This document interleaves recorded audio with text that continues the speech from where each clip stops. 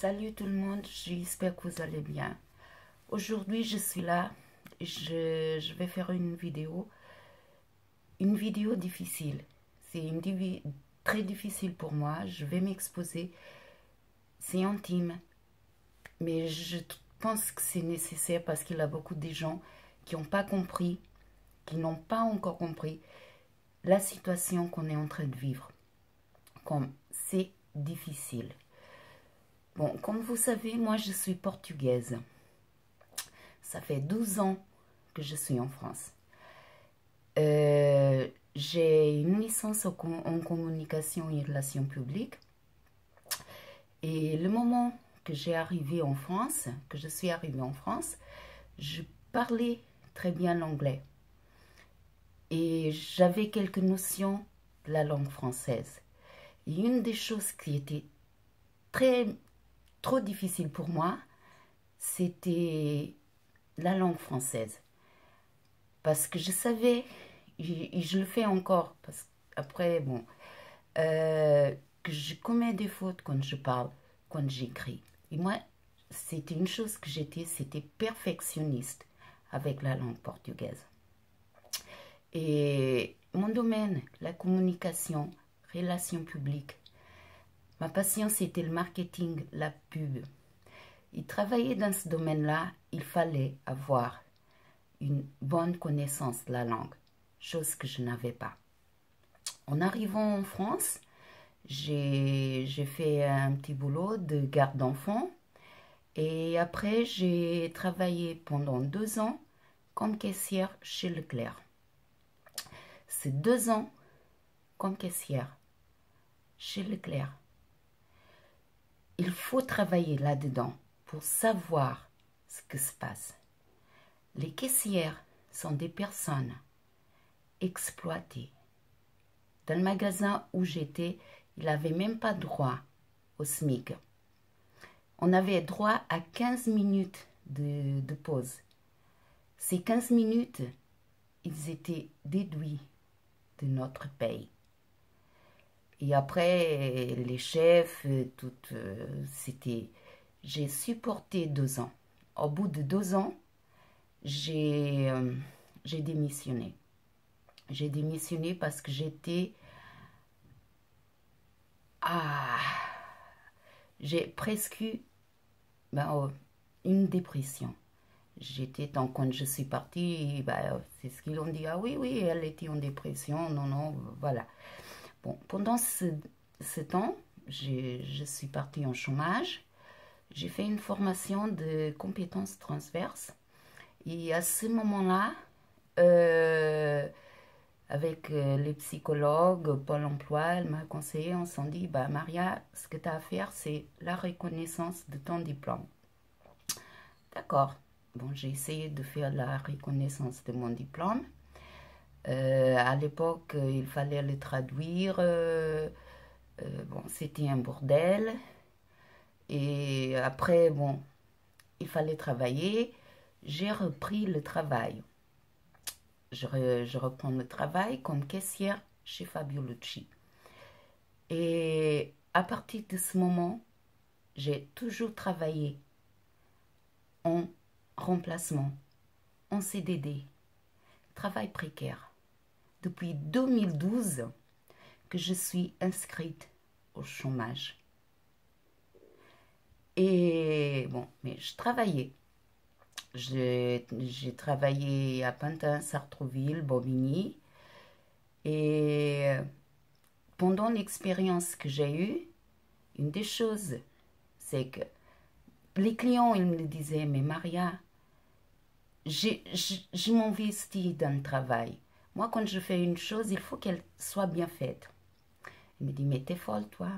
T'es exploitée, ils profitent de toi. Moi, je me dis, mais je ne sais pas faire les choses autrement. Bon. Chez Fabiolucci, au bout d'un moment, ils ne m'ont plus renouvelé mon contrat. Ils n'avaient plus besoin de moi. Je suis restée aussi en chômage quelque temps. Et après, je reprends le travail chez Sympa. c'était des travails à 39 heures par semaine, toujours caissière vendeuse. Et là, c'était pareil. Je me suis investie. Le directeur, il m'adorait, mais il avait des collègues supérieurs qui avaient peut-être peur, je ne sais pas. Ils m'ont causé que des problèmes. Il a 3 ans, au mois de novembre, j'ai eu une névralgie cervicale. J'ai été obligée d'être en arrêt de travail. Et depuis, j'ai repris le travail au début du mois de décembre. Et j'ai fait 15 jours. Depuis ces 15 jours, il a eu un problème avec une chef. Et plus jamais le directeur il m'a appelé pour que je revienne. Depuis là, ça s'est passé au mois de décembre.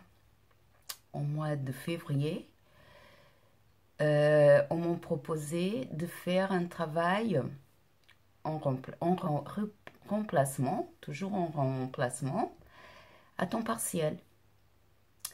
Et moi, je fais un travail, j'ai fait 30 heures à temps partiel. Et qu'est-ce que j'ai gagné avec ce travail que j'ai fait à 30 heures à temps partiel? J'ai gagné que le Pôle emploi, il m'a réduit mon chômage. J'étais à 900 € de chômage. M'ont réduit mon chômage en 100 € par mois. Parce que j'ai fait 30 heures à temps partiel. J'ai pleuré. J'ai dit, mais ne me comptez pas ces 30 heures. Je m'en fous. Bon, rien à faire. Bon, quelques mois après, je reprends le travail. C'était à faire un travail à temps partiel. Mais je recevais plus de 70% du chômage. Quand on reçoit plus de 70% du chômage, le chômage, il ne paye pas de compliments. Ce que faisait que j'allais travailler 1 heure et quelques de transport pour, à la fin du mois, me trouver avec moins d'argent que si j'avais resté à la maison. Mais je fais le contrat, j'ai fait le CDD. Bon, après, je me dis, mais je suis la seule stupide en France qui va travailler pour avoir encore moins d'argent. Bon, c'est pas grave. Quelque temps après, je reprends le travail à faire 2 heures de transport. C'était 5 heures par semaine. Et c'était 2h30 le matin, 2h30 le soir. C'est dans une entreprise de ménage. Je me levais à 4 heures du matin pour à 6 heures être au travail. Et je rentrais à 9 heures. Et à 5 heures, j'étais au travail. C'était 5 heures de travail, mais 4 heures de transport pour me trouver avec 800 et quelques euros. Voilà. Un remplacement aussi. Un CDD de 2 mois. Depuis, j'étais tellement fatiguée, tellement démotivée, que je me suis dit, mais c'est pas possible. Entre des problèmes de santé, des problèmes personnels, j'ai arrivé à un moment que je me suis dit, vivre ou mourir, pour moi, c'est pareil. Et quand j'entendais les gens dire, ouais, les chômeurs, ils sont des feignants, ils ne veulent pas travailler, je peux vous dire, les gens, peut-être, il y a quelques-uns qui savent profiter du système, mais les gens qui sont au chômage, elles ne sont pas parce qu'elles veulent l'être. Je me suis toujours obligée, je me suis toujours obligée à faire des travails que je détestais. Mais j'ai essayé de le faire quand même bien, d'être professionnelle. C'est c'était ma santé, c'était... Mais je l'ai fait. Et pour me trouver à la fin sans rien du tout. Le mois de février, mes droits de chômage, ils sont finis. Ils sont finis et je suis passée à la ASS. Je ne voulais plus revenir dans la caisse. J'étais incapable. Je voyais rien, moi. J'avais aucune solution pour moi. Je me suis trouvée dans une situation que je n'avais presque pas à manger.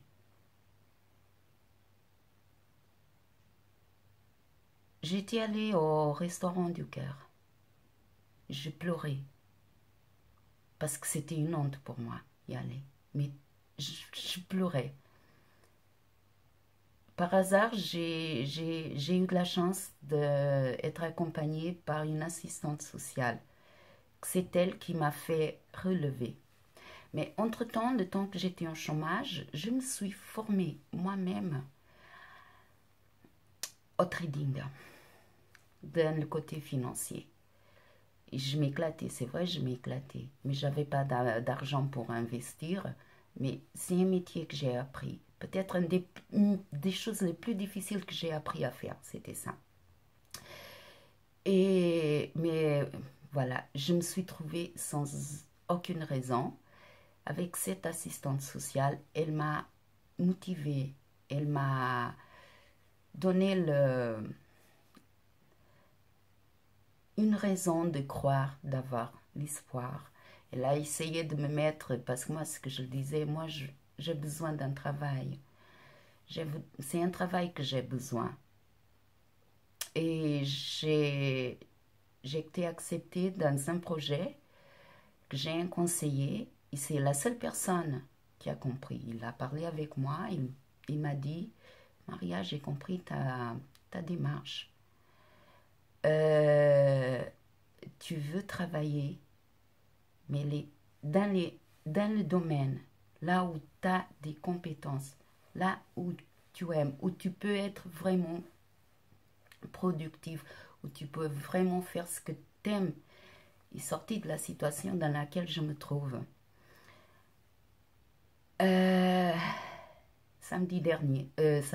Vendredi dernier, j'étais dans une discussion et quelqu'un m'a dit, parce qu'on parlait du mouvement des Gilets jaunes, et quelqu'un m'a dit, t'as aucune raison de te plaindre. Et moi, ah bon, j'ai aucune raison de me plaindre?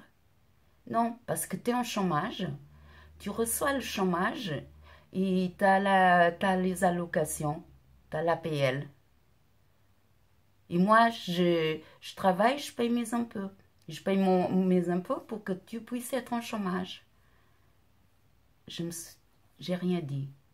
J'avais les larmes aux yeux. Parce que s'il y a une chose que les gens ne comprennent pas, parce que c'est ça le plus dur. Parce que pendant ce temps-là, une des choses que j'ai fait, c'était de rechercher, de faire des études, de m'informer, d'être au courant de ce qui se passe, des choses cachées. Une de mes priorités, c'est la psychologie.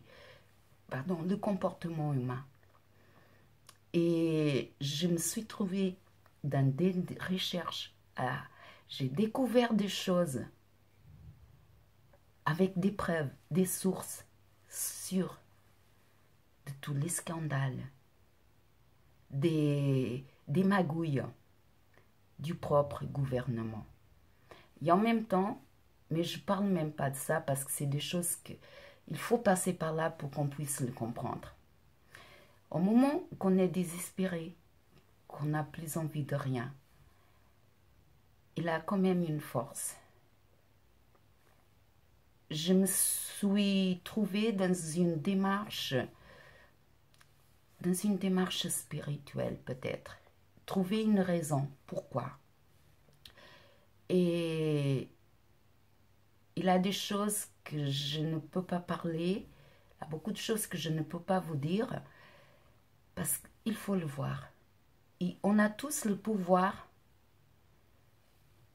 de le voir si on veut. Mais il faut se libérer de nos croyances. Et une des choses que j'ai...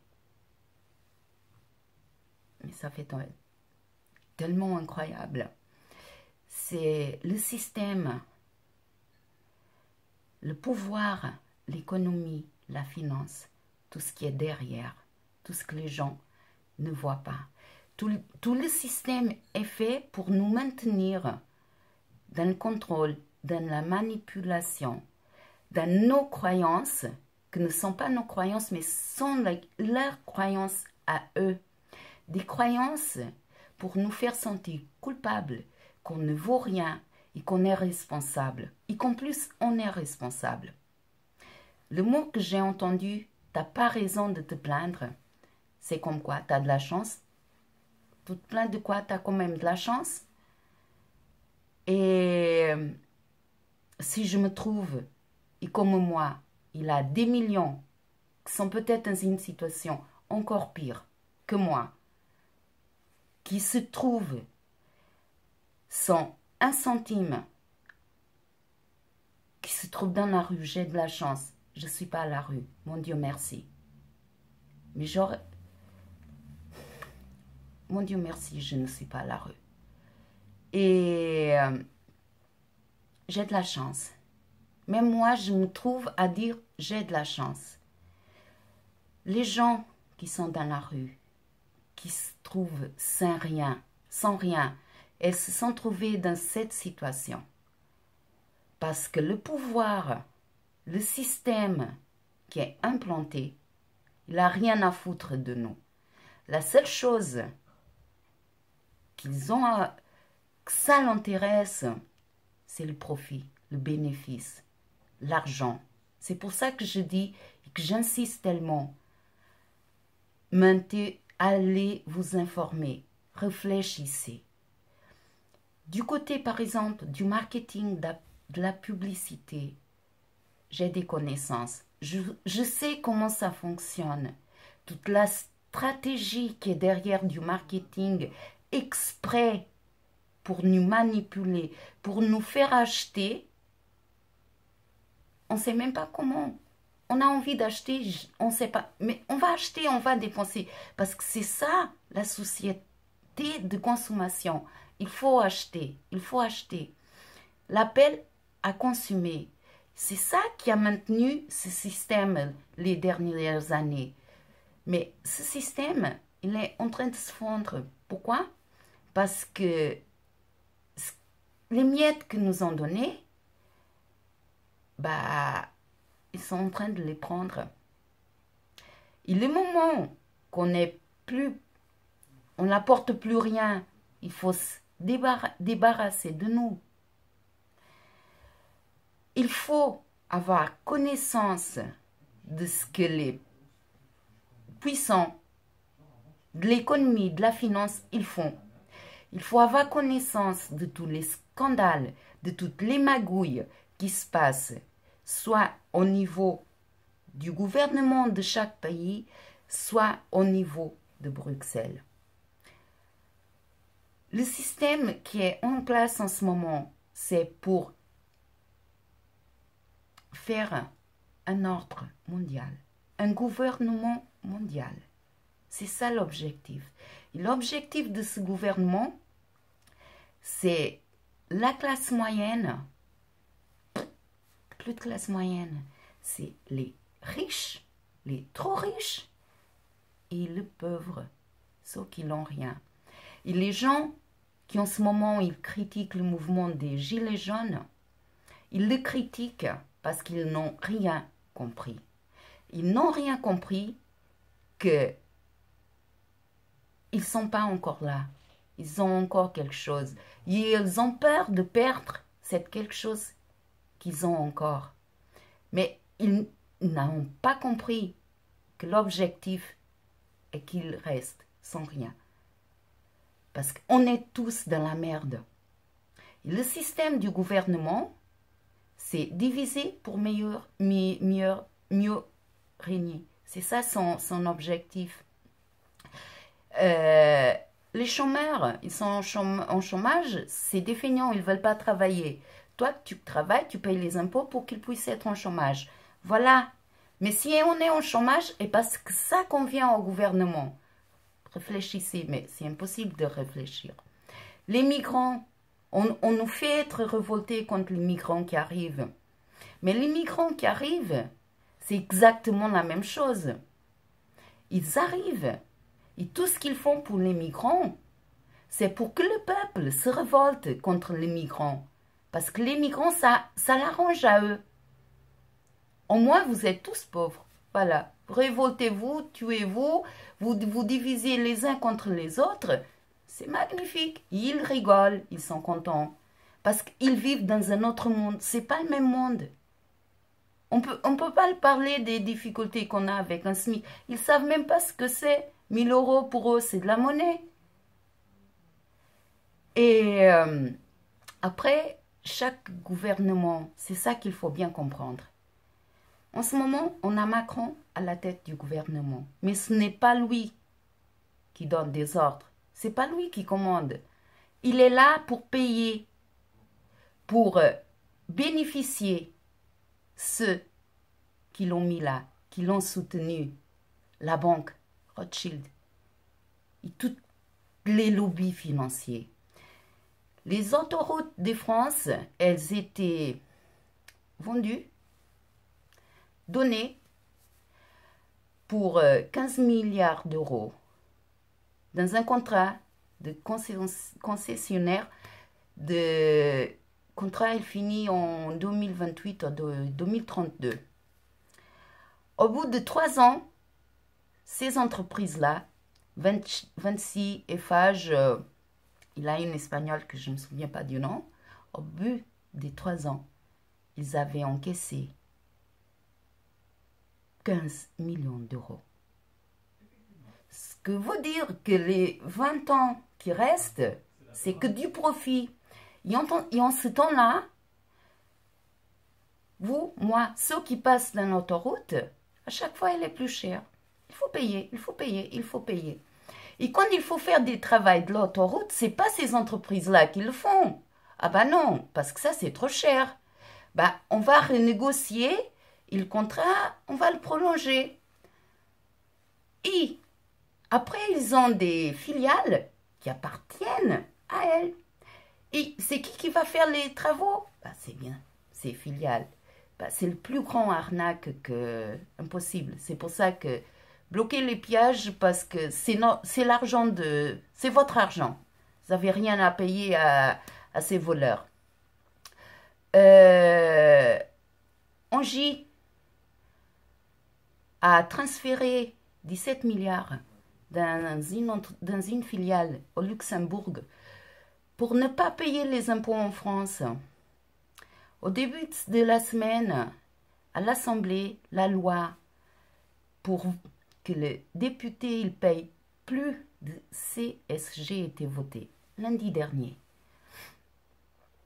Le même jour, ils ont voté l'orcement pour la transition écologique, moins presque 600 millions d'euros qui sont transférés au budget général.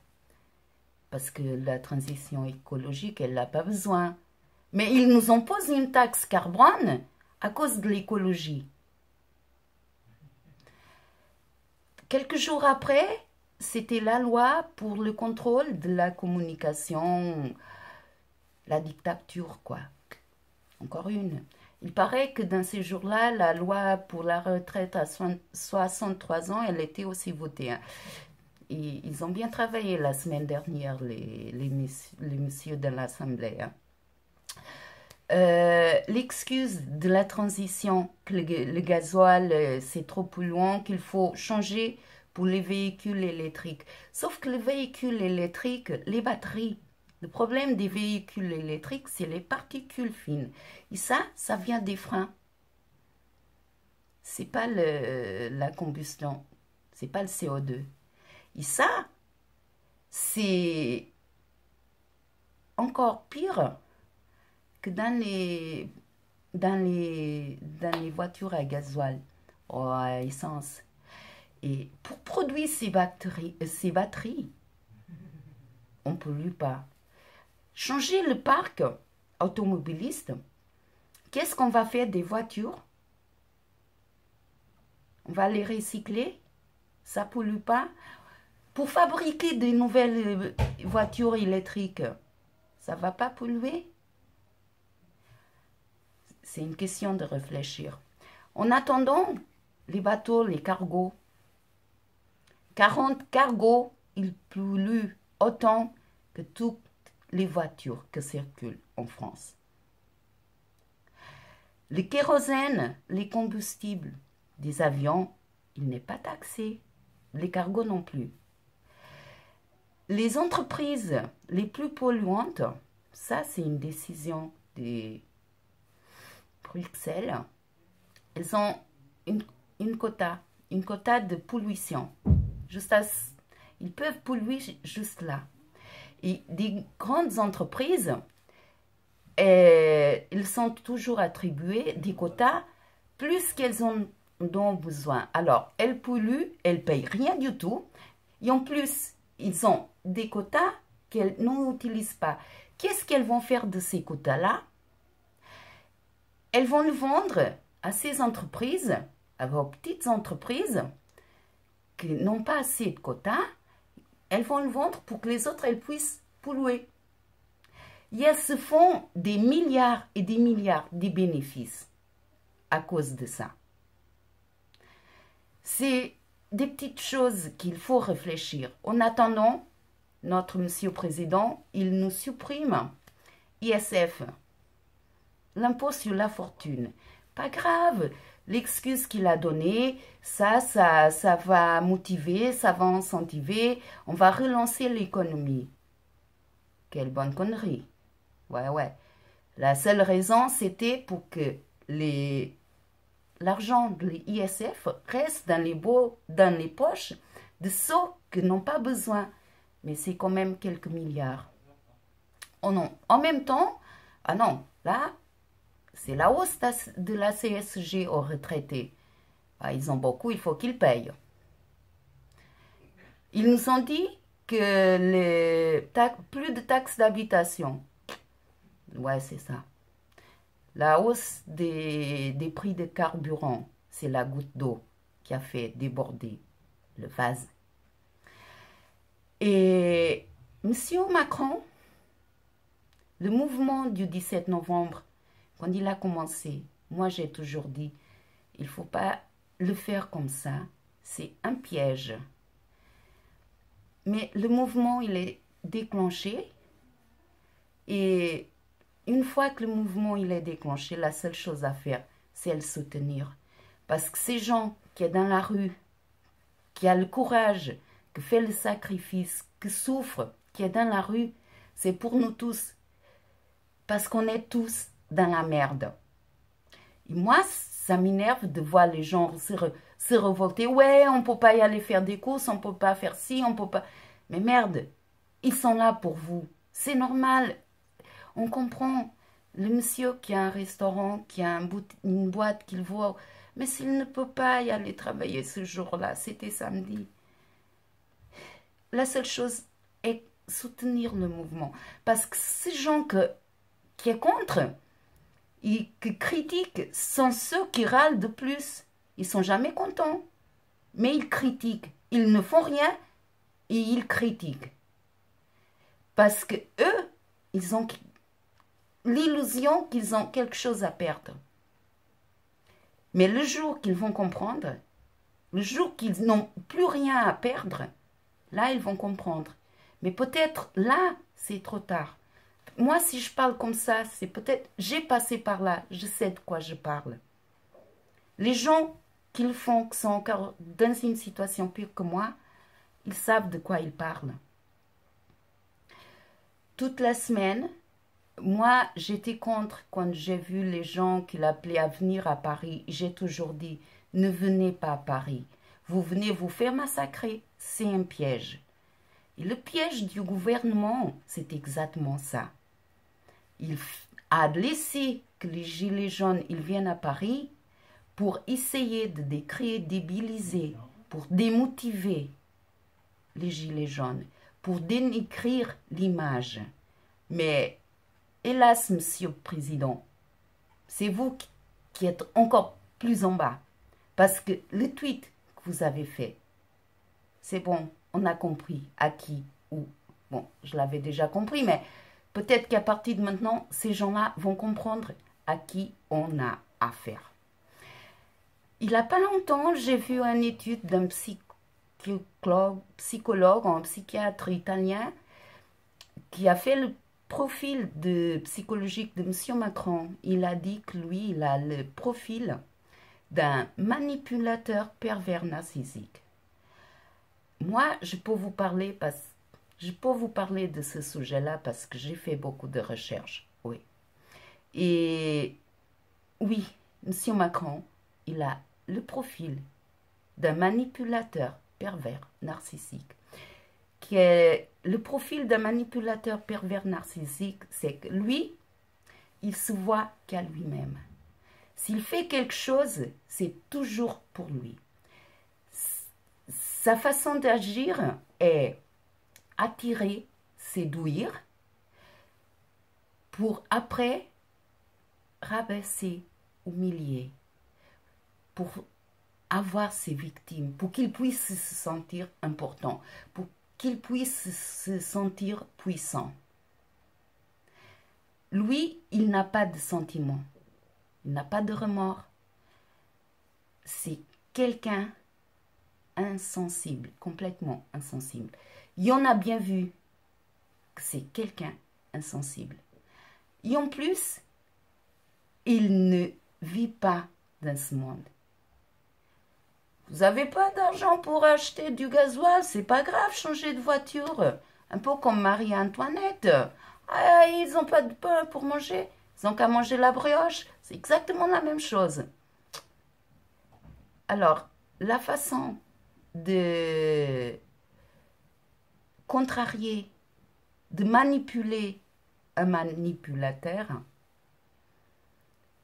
est de le faire ressentir, même s'il n'a pas de sentiment, mais le démasquer. Il ne supporte pas être démasqué.